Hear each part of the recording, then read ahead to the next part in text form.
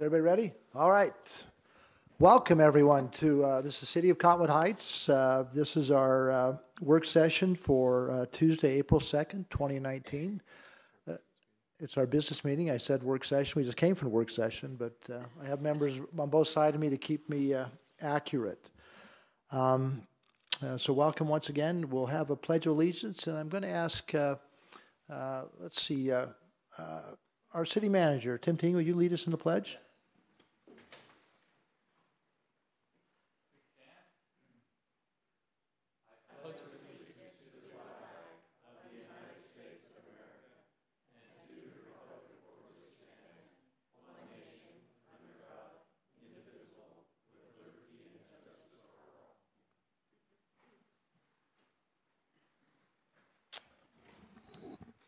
Yes. Before we have citizen comments, we would like to make the audience aware, both online and on video and present in the audience, as a city, of our support for the prevention of child abuse. I was reading the paper this morning, and I noticed that it's Child Abuse Education Week, I think is what it is, and I read this article, and it says, according to the Administration for Children and Families,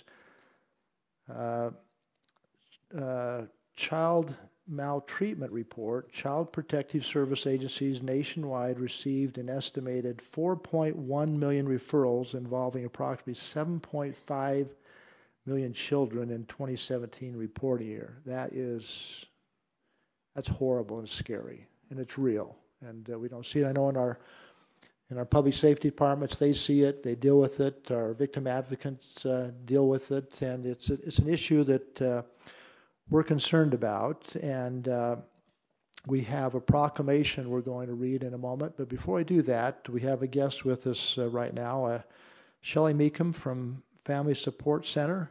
I'm going to ask her to maybe just give us a couple of comments about the Awareness Month.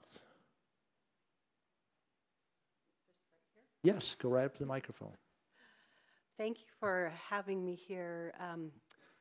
I appreciate the city of Cottonwood Heights, for recognizing Child Abuse Awareness Month and just spreading that to your community. I think so often when we have, our families are fine, everything is fine in our little bubble, we forget what's going on around the corner, next door. And it's easy to think that it's really somewhere else. It's that inner city place. It's on the streets. But child abuse happens everywhere, and really none of us are immune. I remember when my kids were little, catching myself like, oh, I can't get this upset, So we all have an end to our rope. And so Family Support Center is part of, well, first of all, it's been around for 40 years, and it started out as a crisis nursery, started by the Junior League of Salt Lake, and it was a place to come and bring a child free of charge when you were kind of at the end of your rope, or just needed a stress break, or needed to go to an appointment and didn't have anyone else to take care of your kids.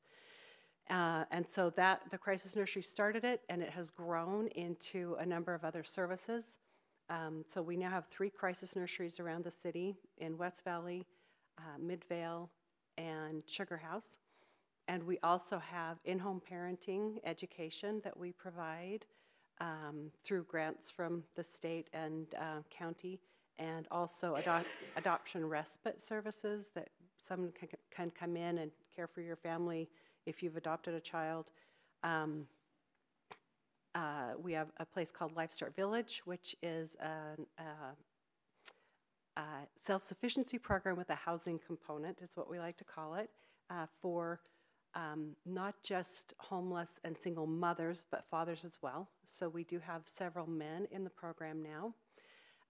And then the program I'm in charge of, I'm the clinical director, and so I am in charge of providing counseling services for people. So there's an overview of Family Support Center, and we hope that especially your victim advocates and such would be aware of our services and be able to refer clients to us as needed. So child abuse is here, and we would love to prevent it. That's our mission. But it's one family at a time, one person at a time, one neighbor at a time, one family member, just offering help and support that is going to eventually, hopefully, heal our community. So thank you. Any questions or anything? Any questions, comments from the council? If not, let me read this proclamation and I'll... So yeah, just please. a quick comment. Tally. I just wanted to let the public know, I personally, sorry, I've got a cough.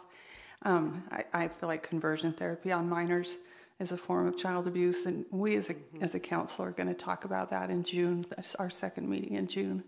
So I just wanted the public to know that. Yeah, I appreciate that. Thank you. Also, I felt a moment ago to excuse Councilmember Michael, who is away from the state this evening on business, and we'll excuse her. But here's the proclamation. Proclamation 2019-1 is the first one of this year for us. In recognition of April 2019 as Child Abuse Prevention Month, whereas the children of Cottonwood Heights are the future of our state's success, and investing in their general welfare, safety, and livelihood are of utmost priority, and whereas all children deserve to grow up in a safe and nurturing environment to ensure they reach their full potential as they grow and develop, and whereas the protection of children and strengthening of families is of concern and responsibility of all Cottonwood Heights citizens, because the wellness of children affects our lives now and will continue to affect us in the future, and whereas child abuse is a serious problem with 42 confirmed child victims in the city of Cottonwood Heights this last fiscal year, with each of those cases impacting an entire family and affecting the community as a whole, and whereas child abuse respects no racial, religious, social, economic, or geographic boundaries, and whereas all citizens of Cottonwood Heights need to become more aware of child abuse and its prevention within their respective communities, and actively encourage and support parents to raise their children in a safe and nurturing environment. Whereas preventing child abuse requires each member of the community to be attentive to the problems of families around them and commit to do everything they can to help. Now, therefore, the mayor and the city council of Cottonwood Heights, on behalf of Cottonwood Heights residents, proclaim April 2019 as Child Abuse Prevention Month and call upon all citizens to renew their commitment to be educated on the impact of child abuse and join in working for its prevention within our communities. Signed this day by the council. Thank you very much. Thank you.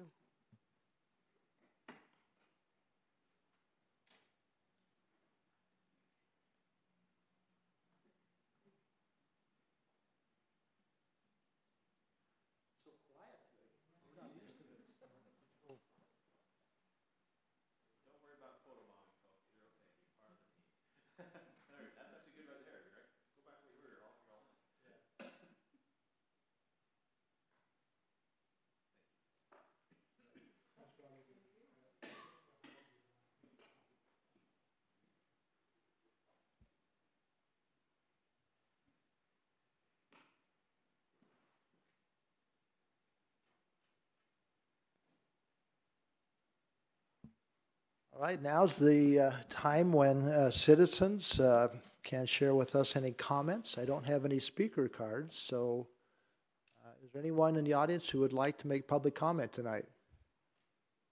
Please come on up. Hi, good evening. My name is Charlotte Neiman, and I live at 7765 Forest Creek Lane. My home sits on the northwest corner of Highland Drive, 2000 East, Forest Creek Lane, 7800 South.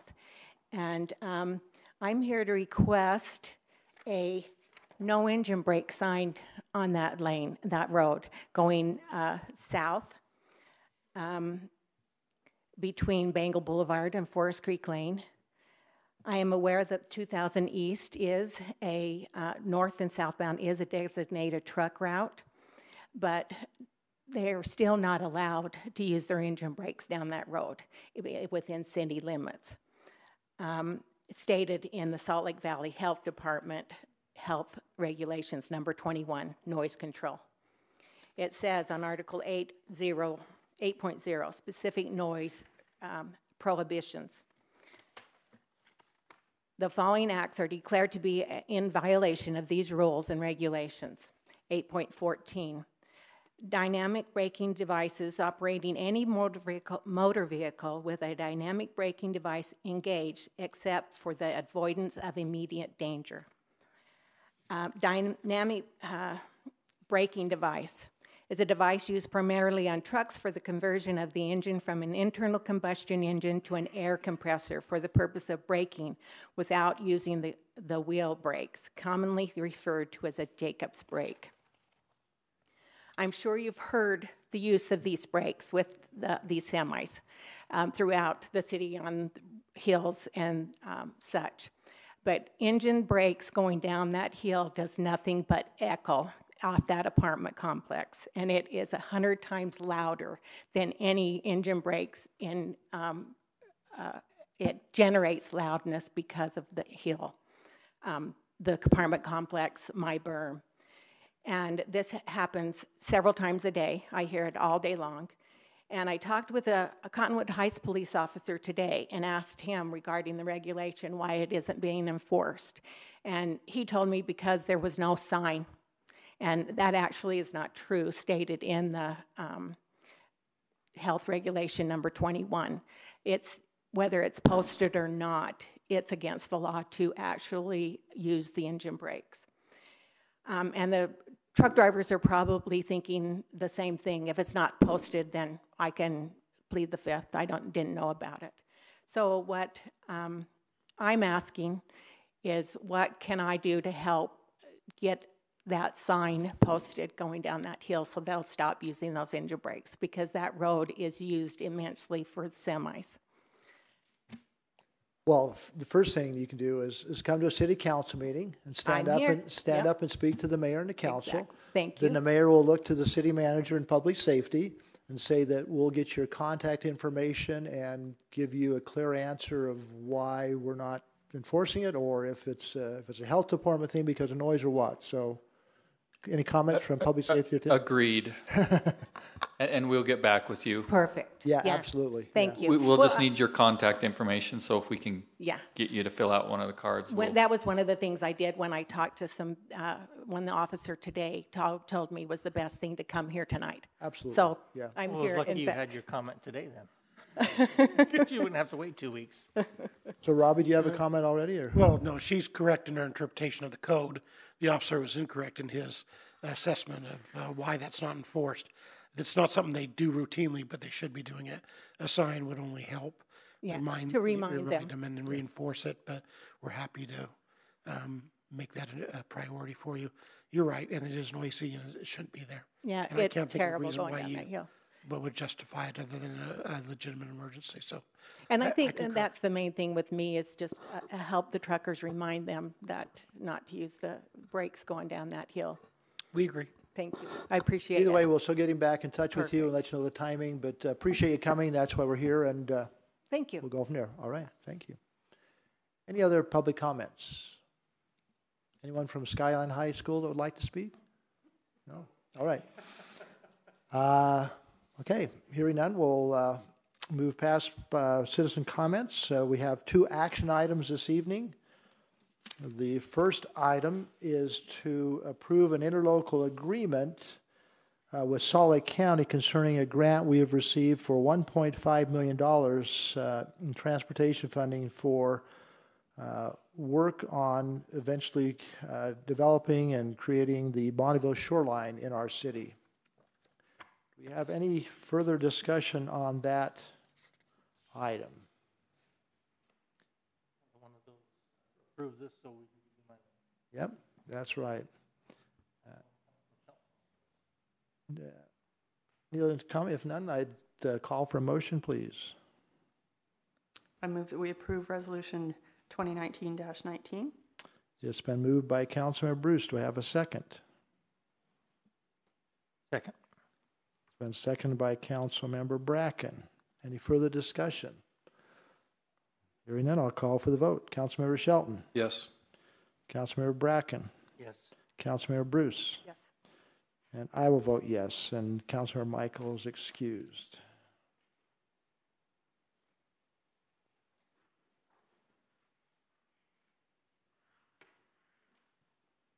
The second item is approving a memorandum of understanding with Salt Lake County and other entities in the Salt Lake Valley for the car team accident reconstruction process. This is more of a mutual aid agreement between public safety agencies.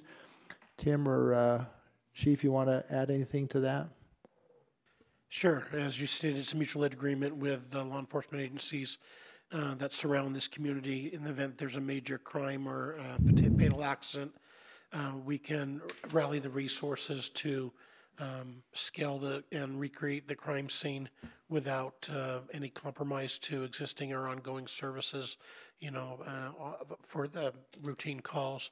The police department recommends that you support it. It requires a certain amount of expertise to do that and requires us to have that expertise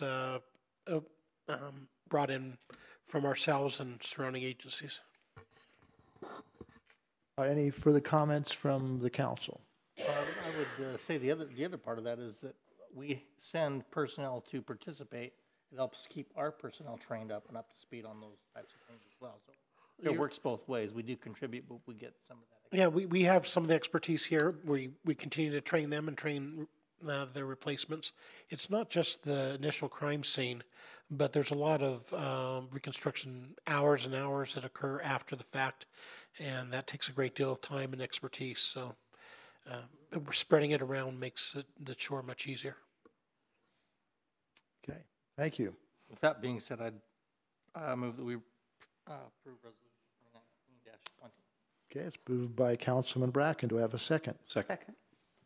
Seconded by Councilmember Shelton. Everyone. Okay, any further discussion?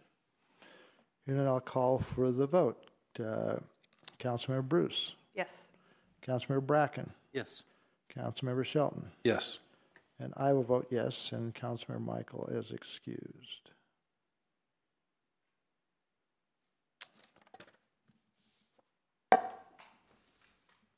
Okay, we also have a consent calendar for the council's approval, which is the meeting minutes of March 5th, 2019. Could I have a motion of approval? Mayor, can we please continue those? Continue I need those? to revise and correct those minutes. If Okay, you don't mind. we will not vote on those tonight then. Thank you, sir. All right, that's all the business we have this evening. We'll adjourn this meeting and go back to our work session for a closed session. Need a motion to adjourn, please. I move that we adjourn. Move adjourn. Do I have a second? Second. All in favor, say aye. Aye. Aye.